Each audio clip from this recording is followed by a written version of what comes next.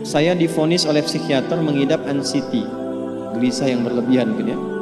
Kemudian saya selalu merasa cemas kalau bertemu banyak orang, takut pergi sendiri. Tetapi Quran surah Al-Anbiya 83, alhamdulillah kecemasanku berkurang. Pertanyaannya, bagaimana caranya supaya anxiety itu tidak pernah kambuh lagi? Gini, Quran surah ke-51 ayat 49. Wa min kulli syai'in khalaqna zawjaini la'allakum tadhakkarun. Segala hal itu aku ciptakan, kata Allah, berpasangan supaya engkau sadar cuma aku yang tidak punya pasangan. Sehat lawannya apa, Bu? Sakit. Senang lawannya apa? Sedih. Gelisah lawannya apa? Tenang. Maka kalau ada kegelisahan, kecemasan berlebihan, apa yang disebut dengan anxiety ini, maka cari lawannya. Apa lawannya? Tenang. Amalan apa yang banyak memberikan ketenangan, itu terapinya. Apa dalam Quran ayat-ayat dan amalan yang membantu menghadirkan ketenangan? Satu, saya tulis cepat. Dan saya sudah pernah sampaikan ini dan alhamdulillah insya Allah banyak manfaatnya. Satu, Quran surah 13 ayat 28. Amalannya dua, Quran surah ke-20 ayat 14. 3, Quran surah ke-4 ayat 103. 4, Quran surah ke-15 ayat 9. 5, Quran surah ke-54 ayat ke-17, 22, 32, 40. Ini untuk anxiety atau kecemasan berlebihan. 1, Quran surah 13 ayat 28. Perhatikan kalimatnya. Pelan-pelan, Bu. Ibu kalau gelisah, cemas itu adanya di hati atau di fisik? Dari hati baru mengalir ke pikiran, kan? Baik, perhatikan bagaimana cara menenangkan hati sehingga pikiran ikut tenang. Ini langsung dari Allah. Ala bidzikrillahi tatma'innul qulub. Kata Allah, ala, yakinkan pada dirimu. Fokus. Ala itu harful istikhbar wa taukid, huruf yang berfungsi membuka informasi dan meyakinkan. Jadi kalau ibu ingin tenang, ada yang divonis cemas berlebihan, anxiety, pertama kata Quran mesti yakin dulu nih. Lawan itu yakinkan pada diri. Bidzikrillahi, dengan banyak meningkatkan zikir kepada Allah, tatmainnul qulub, dampaknya ke hati memberikan ketenangan. Jadi rumus cepat menghilangkan kegelisahan, obat yang pertama kata Al-Quran, zikrullah. Apa obatnya? Amalan zikrullah ada 4. Amalan zikrullah ada 4. 1, saya lompat dulu ke yang paling cepat, yang paling gampang, yang paling mudah. Quran surah ke-4 ayat 103. فَإِذَا قَضَيْتُمُ الصَّلَاةَ فَاذْكُرُوا اللَّهَ.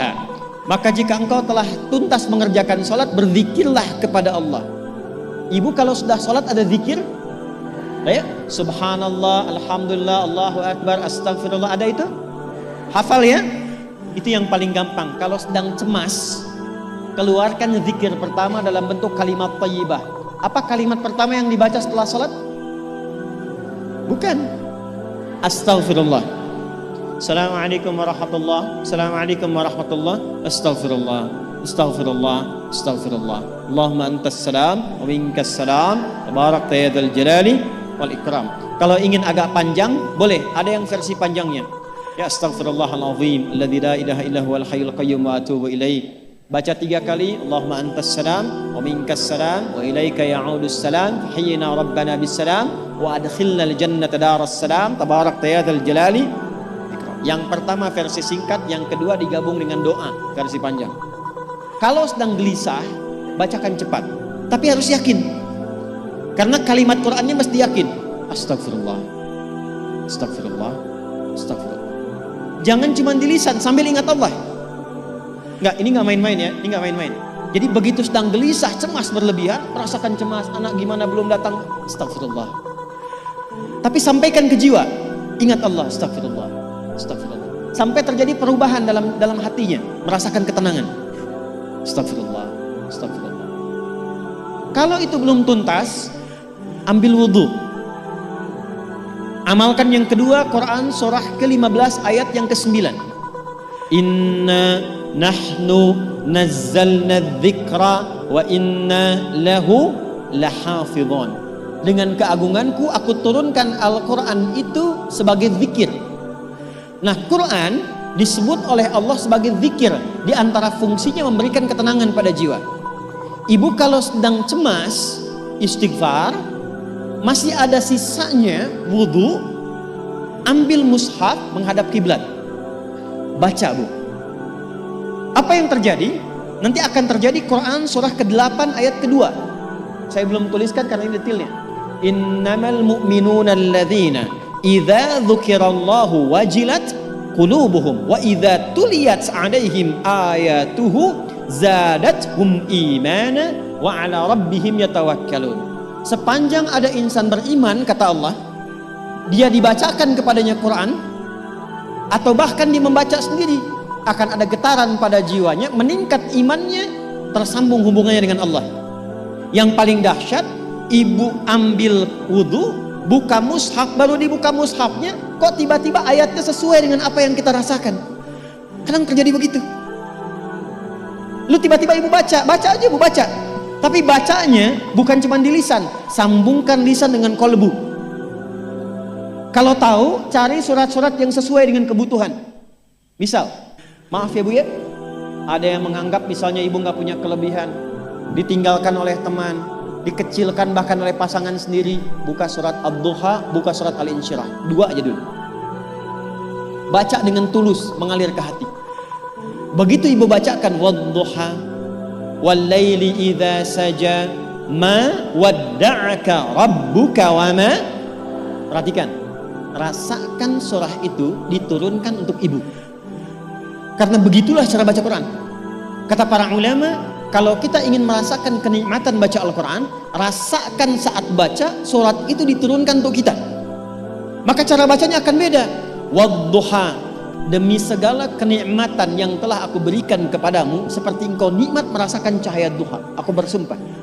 Wal-laili idza saja, dan demi semua kesulitan yang kau rasakan sekarang seperti gelapnya malam. Ma wadda'aka rabbuka wa ma qala. Hei, tanamkan pada hatimu yang paling dalam, aku tidak akan pernah meninggalkanmu dan engkau tidak seperti apa yang orang-orang lain katakan. Kalau ibu rasakan baca Quran seperti itu, hilang gelisah.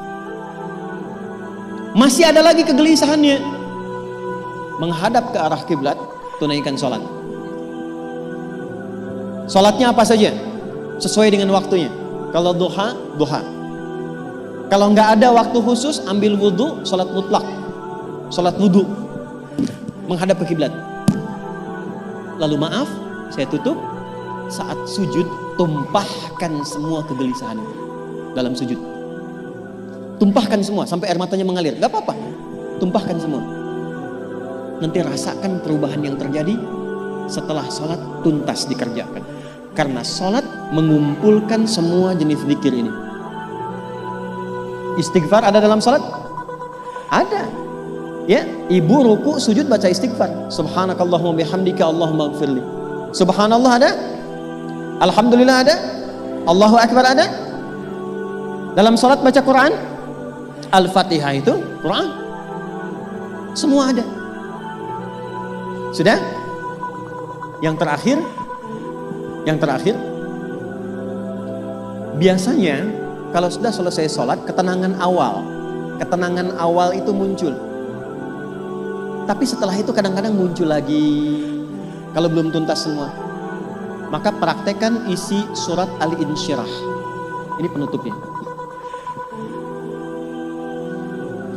Inna ma'al usri fa inna ma'al usri. Apa artinya insyirah? Insyirah itu suasana hati yang lapang, selapang-lapangnya seakan-akan gak ada beban lagi. Maka kata Allah, kalau hatimu ingin lapang dan tidak pernah merasakan ada beban lagi, maka perhatikan. Alam nashrah. Hei, masa engkau merasa cemas, gelisah dan berlebihan hanya karena masalah yang sekarang kau hadapi? Bukankah dulu banyak ribuan masalah yang telah aku selesaikan? Jadi kalau ibu mengalami masalah sekarang, jangan sampai larut sedih dengan masalah yang sekarang. Yakin dulu pun banyak masalah selesai juga. Alam nashrah. Lalu apa yang harus dilakukan? Kata Allah, seberat-beratnya beban, tanamkan keyakinan pada jiwamu. Inna ma'al usri, semua ini pasti selesai. Pasti ada solusinya. Pasti selesai.